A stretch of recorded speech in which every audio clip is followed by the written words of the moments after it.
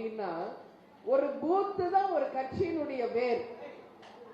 அந்த கட்சியின் வேராக அந்த பூத் கமிட்டிகளை நாம் தமிழகம் முழுவதும் அமைத்திருக்கும் பொழுது எல்லா இடத்திலும் தேசிய முற்போக்கு திராவிட கழகம் தேர்தலுக்கு நம்ம தயாராக இருக்கிறோம் என்பதுதான். இன்னைக்கு கலெக்டர்கள் எல்லாமே வியந்து போகின்ற அளவு ஆளும் கட்சிக்கும் ஆண்ட கட்சிக்கும் சமமாக ஒரு கட்சி இன்னைக்கு பூத் கமிட்டி அமைத்திருக்கிறது என்றால் அது நமது தேசிய முற்போக்கு திராவிட கழகம். அந்த பெருமையும் வெற்றியும் உங்கள் ஒவ்வொருவரையும் சேரும் என்பதை இந்த நேரத்தில் நான் மனப்பூர்வமாக வாழ்த்துறேன். சற்றேறக்குரிய 1 இயருக்கு மேல நான் மாவட்ட செயலாளர் மீட்டிங் நடக்கும் போது நீங்க டெய்லி தலைமை அலுவலகத்திற்கு வரும்போது எல்லாம் உங்களை பார்த்து நான் கேட்பேன், பூத் கமிட்டி அமைச்சாச்சா, BLA கொடுத்தாச்சா, தேர்தலுக்கு தயாராக இருக்கிறீர்களா என்று தொடர்ந்து நான் கேட்பேன். அப்ப கூட நான் சொன்னேன், இப்ப போடும்போது கொஞ்சம் சிரமமா இருக்கும், ஆனால் சிரமம் பாராமல் இதை முடிக்கும் பொழுது காலரை தூக்கி விட்டு நாங்களும் கெத்து கட்சி தான் அப்படின்னு நீங்க எல்லாம் தலை நிமிர்ந்து கம்பீரமாக நடக்கின்ற ஒரு நிலை அது வரும் அப்படின்னு நான் சொன்னேன். சோ இன்னைக்கு அந்த நிலை வந்திருக்கிறது. அதுக்கு தான் நம்ம அத்தனை பேரும் சேர்ந்து இந்த வெற்றியை இன்னைக்கு ஆலோசனை கூட்டமாக கொண்டாடிட்டு இருக்கோம். உங்கள் ஒவ்வொருவரின் உள்ளத்தை தேடி உங்கள் அந்நியார் இன்னைக்கு உங்க இந்த ஆலோசனை கூட்டத்தில் கலந்து கொள்ள வந்திருக்கிறேன். தலைவருடைய ரத யாத்திரை தமிழ்நாடு முழுக்க செல்லும் இடமெல்லாம் அனைவரும் வரவேற்கக்கூடிய அளவு, போற்றக்கூடிய அளவு மிக சிறப்பாக தமிழ்நாடு முழுக்க இருந்துச்சு. நீங்க எல்லாம் யூடியூப்லயும் சேனல்ஸ்லயும் பார்த்திருப்பீங்க. தலைவர் அவர்கள் ஒப்பற்ற ஒரு தலைவர், சிங்கநிகர் தலைவர். அவருடைய தைரியம், கம்பீரம் இன்னைக்கு யாருமே அந்த மாதிரி ஒரு தைரியமான ஒரு தலைவரை நாம் பார்க்க முடியாது என்று உதாரணமாக வாழ்ந்தவர். தன்னுடைய வாழ்நாளில் மக்களுக்காகவே வாழ்ந்து ஒரு ரோல் மாடலாக இருந்தவர் நமது கேப்டன் அவர்கள். கருப்பு எம்ஜிஆர் என்ற பெயர் அவருக்கு மக்கள் கொடுத்தது, நம்ம கொடுக்கல. ஏன்னா புரட்சி தலைவர் எம்ஜிஆரை தன் வாழ்க்கையில ரோல் மாடலா எடுத்துக்கிட்டு ஒரு மனிதர் வாழ்ந்தா எப்படி வாழணும் என்பதற்கு ஒரு இலக்கணமாக கேப்டன் எம்ஜிஆர் மாதிரி ஃபாலோ பண்ணி வாழ்ந்தார். அது எல்லாருக்கும் தெரியும். இன்னைக்கு நம்ம தலைவர் எங்கும் போல நம்ம கிட்ட தான் இருக்கார்.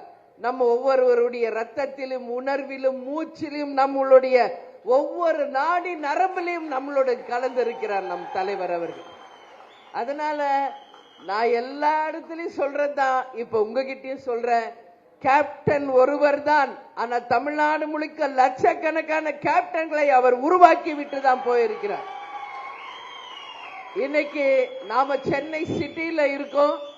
இன்னைக்கு தமிழ்நாடு முழுக்க நம்மளுடைய கழக நிர்வாகிகள் தொண்டர்கள் எவ்வளவு பேர் இருந்தாலும் அடிக்கடி உங்களை எல்லாம் தலைமை அலுவலகத்தை வர வச்சு எல்லாருக்கும் தலைவர்களுக்கு பூ போடுறதா இருக்கட்டும், ஒரு வணக்கம் செலுத்துவதா இருக்கட்டும், கொடி நாளாக இருக்கட்டும், எந்த ஒரு நிகழ்ச்சியாக இருந்தாலும் உங்களோட சேர்ந்து அந்த விழாவை கொண்டாடுவதில் தேசிய முற்போக்கு திராவிட கழகம் பெருமை அடைகிறது என்பதை இந்த நேரத்தில் நான் சொல்ல கடமைப்பட்டிருக்கேன்.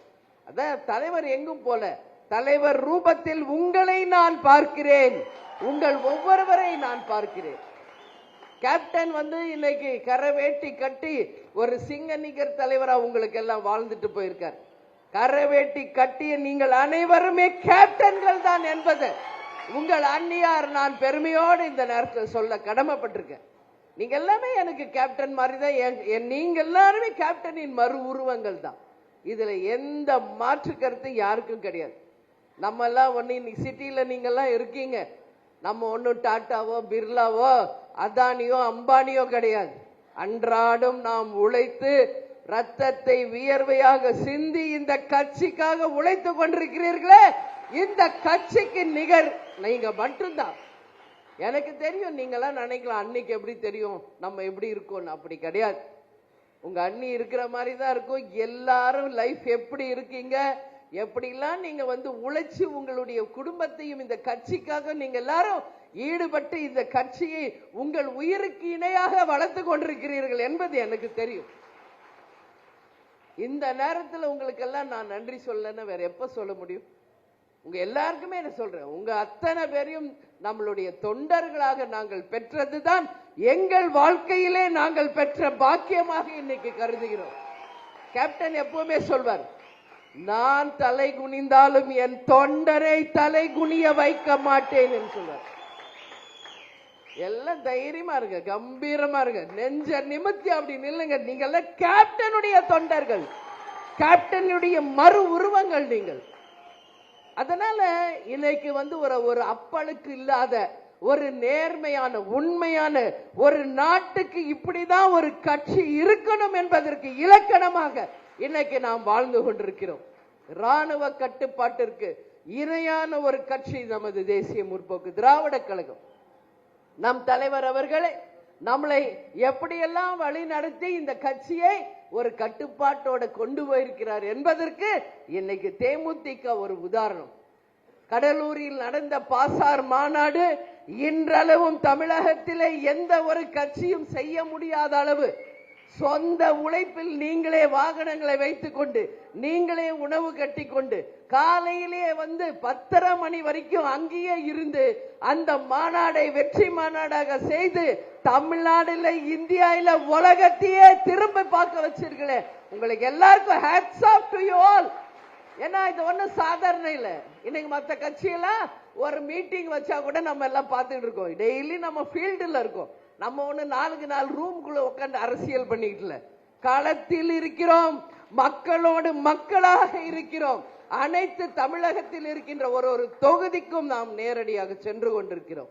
அந்த வகையில் இன்னைக்கு தேமுதிக தமிழ்நாடு முழுக்க ஒரு நேர்மையான ஒழுக்கமான நியாயமான லஞ்ச ஊழலுக்கு அப்பாற்பட்டு ஒரு சிறந்த கட்சியா இன்னைக்கு வருதுன்னா அந்த பெருமை அத்தனையும் உங்கள் ஒவ்வொருவரை சேருமே தவிர வேற யாரையும் அது சேராது என்பதை இந்த நேரத்தில் நான் பெருமையா சொல்றேன் கட்சியை. ஏன்னா நம்ம இது வரைக்கும் வரலாறு பார்க்கலாம். ஏதாவது இன்னைக்கு எதுவுமே நம்ம மேல பழி போட முடியாதவர்கள், எதையுமே நம்ம மேல குற்றம் காமிக்க முடியாதவர்கள் தான் 4 ரூம்ல உட்கார்ந்துக்கிட்டு வாய்க்கு வந்ததெல்லாம் அவங்க கற்பனை சக்திக்கு தோன்றியதெல்லாம் எங்கள் வியூகம் அப்படின்னு சொல்லி பேசிக்கிட்டு இருக்காங்க. ஆனா அவங்க பேசுறதுக்கும் நம்மளுடைய கட்சிக்கும் எந்த விதமான சம்பந்தமே கிடையாது. பழுத்த மரம் தான் கல்லடி படும் அப்படின்னு நம்ம பழமொழி தமிழ்நாட்டில் இருக்க. அதனால இன்னைக்கு ஒட்டுமொத்த பேருடைய கண் பட்ட ஒரு கட்சியா எது இருக்குன்னா அது தேசிய முற்போக்கு திராவிட கழகம். அதனால கல்லடி படும், 1000 கணைகள் வீசப்படும், ஏச்சுக்களும் பேச்சுக்களும் வரும். ஆனால் அதை எல்லாம் புறம் தள்ளி நம் தலைவர் நமக்கு வகுத்த பாதையில நம் தலைவர் நமக்கு சொல்லி கொடுத்த அந்த கண்ணியத்தோடு வெற்றி ஒன்றே நமது இலக்கு என்று சொல்லி நமது கவனத்தை சிதற விடாமல் அடுத்து வருகின்ற தேர்தலில் வெற்றி ஒன்றே நமது இலக்கு என்று நம் பயணத்தை நாம் தொடர்ந்து நடத்துவோம் என்பதை நான் கேட்டுக்கிறேன். கேப்டன் எப்பவுமே சொல்வார், அரசன் அன்று கொன்றால் தெய்வம் நின்று கொள்ளும் என்று சொல்வார். இன்னைக்கு கேப்டனை ஏமாத்தினவங்க, கேப்டனை பழிச்சு பேசியவங்க, இந்த கட்சியை தங்கள் வாய்க்கு வந்ததெல்லாம் பேசினவர்கள் எல்லாம் இன்னைக்கு எப்படி இருக்கிறார்கள் என்பது அவர்கள் வாழ்கின்ற வாழ்க்கையை ஒரு உதாரணமாக இருக்கிறது என்பது எல்லாருக்கும் தெரியும். அதனால இது போல ஒரு சீப்பான ஒரு தரம் இல்லாதவர்களை எல்லாம் நாம சிந்திக்காமல் நம்மளுடைய வேலை என்ன, இது ஒரு கட்சி. இப்ப தேர்தல் வருது, அடுத்த தேர்தல், இந்த தேர்தல்ல நம்மளுடைய நோக்கம் என்ன, வெற்றி ஒன்றுதான் நமது இலக்கு என்று சொல்லி அந்த பாதையில் நாம் எல்லாரும் பயணிச்சு உங்கள் அத்தனை பேரையும் உங்களை இப்ப என் கண்ணுக்கு முன்னாடி நீங்க எல்லாம் இருக்கீங்க. என் மகளிர் அணி சகோதரிகள் மஞ்ச சேலை கட்டின அத்தனை பேரும் எனக்கு லேடி கேப்டன்களாக தலைவரினுடைய உயிர் உண்மையான நீங்க தெரியுறீங்க. அப்போ நான் என்ன சொல்றேன், உங்களை எல்லாம் இப்படி ஒவ்வொரு பகுதி வட்டம் தொண்டர்களாகவே தான் பார்க்கணுமா? எழுதி வச்சுக்கோங்க. Get ready for the elections. DMDK is ready to contest the elections. நாம ரெடியா இருக்கோம். தேர்தலை சந்திக்க தேமுதிக ரெடி. உங்களை எல்லாம் உங்க அண்ணி இப்ப சொல்றேன், வெகு விரைவில் வருகின்ற சட்டமன்ற தேர்தல் முடிஞ்சு உள்ளாட்சி தேர்தலில் இங்க இருக்கின்ற எத்தனை பேர் நீங்க கவுன்சிலர்களாக உறுதியாக ஜெயிக்க வச்சு உங்களை அரசு பதவியில் அமர்த்துவதான் என்னுடைய முதல் வேலை. இப்ப நிறைய பதவிகள் இருக்கு கவர்மெண்ட்ல, கவுன்சிலர், துணை மேயர், மேயர், அதே மாதிரி மண்டல பொறுப்புகள் என்று எத்தனையோ இருக்கு. அதே மாதிரி இன்னைக்கு அரசு பதவிகளில் எத்தனையோ இருக்கு.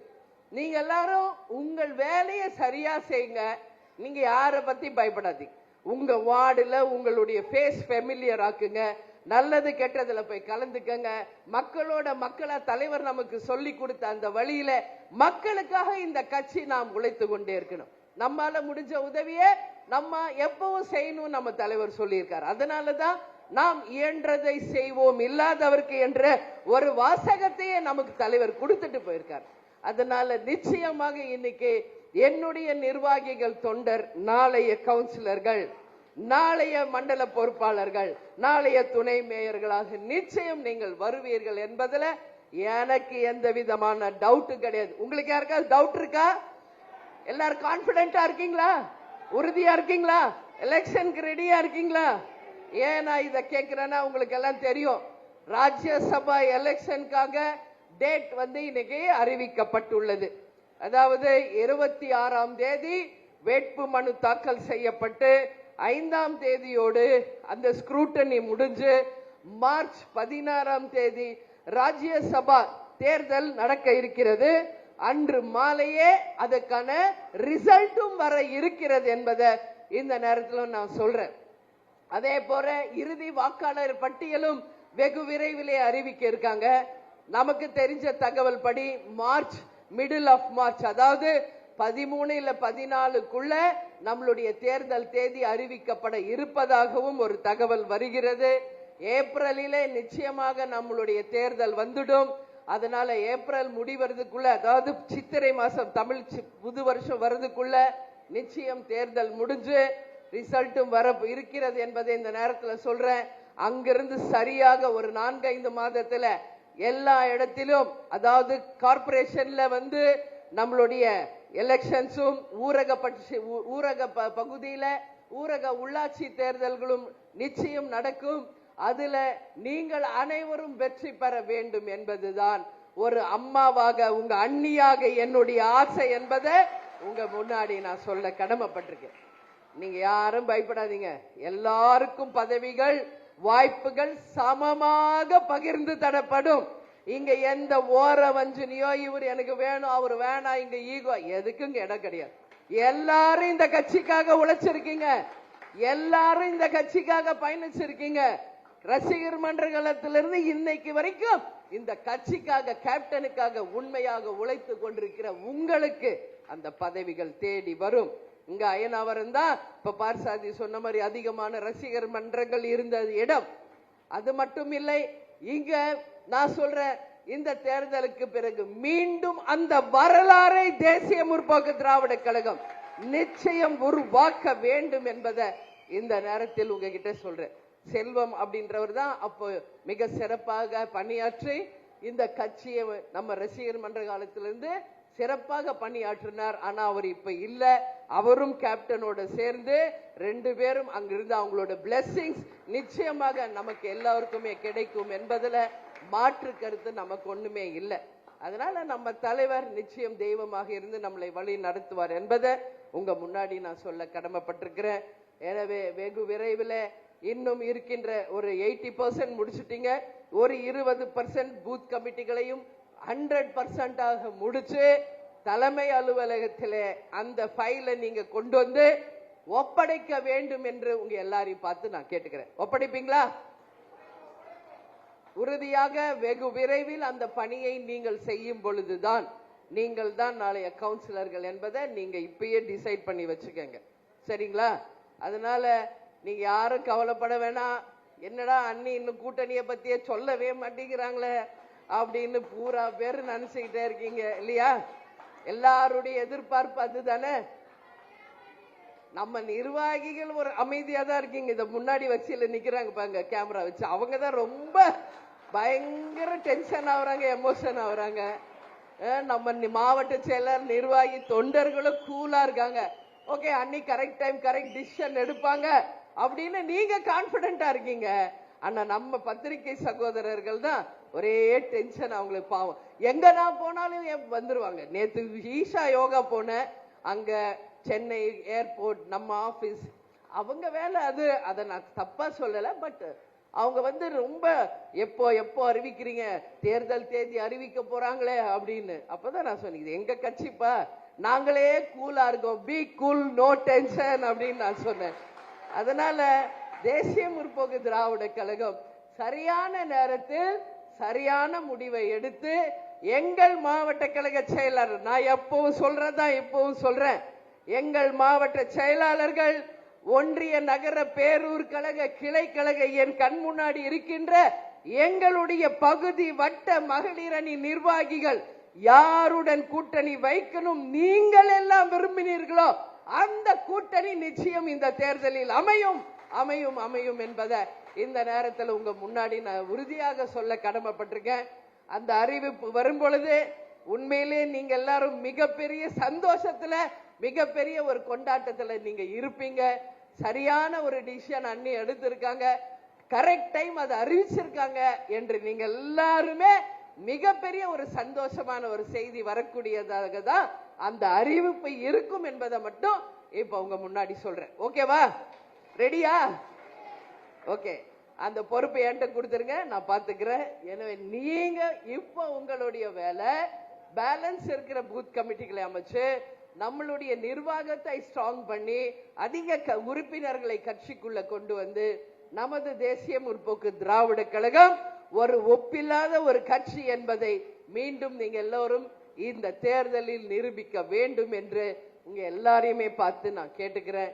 எனவே இந்த ஆலோசனை கூட்டத்தை மிக சிறப்பாக ஏற்பாடு செய்த நம்மளுடைய அத்தனை பேரும், ஸ்டேஜில் இருக்கிறவங்க, என் கண் முன்னாடி இருப்பாங்க, எல்லாருக்குமே இந்த நேரத்தில் என்னுடைய பாராட்டுகளை நன்றிகளை தெரிவிச்சுக்கிறேன். ஏற்கனவே 2 சட்டமன்ற உறுப்பினர்கள் சென்னை சிட்டியில நம்ம பெற்றிருக்கிறோம். வருகின்ற தேர்தலில் எத்தனை பேருக்கு அந்த வாய்ப்பு கேப்டன் தருகிறார் என்பதையும் பார்ப்போம். இங்க 200 வார்டு இருக்கு சென்னை சிட்டியில. அந்த 200 வார்டில் நீங்கள் அனைவரும் கவுன்சிலர்களாக ஜெயிச்சு மாமன்ற உறுப்பினர்களாக சென்று தலைவர் நமக்கு வகுத்த வழியின்படி அந்த கடமைகளை நீங்கள் சிறப்பாக செய்ய வேண்டும் என்பதையும் இந்த நேரத்திலே சொல்லி உங்களை மனதார வாழ்த்துகிறேன். எனவே நமக்கு தலைவர் எப்பொழுதும் சொல்வது போல் இயன்றதை செய்வோம், இல்லாதவர்க்கே தமிழன் என்று சொல்லடா, தலை நிமிர்ந்து நில்லடா, நமது முரசு 8 திக்கும் வெற்றி முரசு கொட்டும் கொட்டும் கொட்டும் என்று சொல்லி ஆலோசனை கூட்டத்துக்கு வந்த உங்கள் அனைவரையும் நான் வணங்குகிறேன். இப்ப மீட்டிங் முடிஞ்ச உடனே நீங்க எல்லாரும் யார் போட்டோஸ் எடுக்கணும் வாங்க, எடுத்துட்டு நீங்க எல்லாரும் சாப்பிட்டு தான் போனோம்.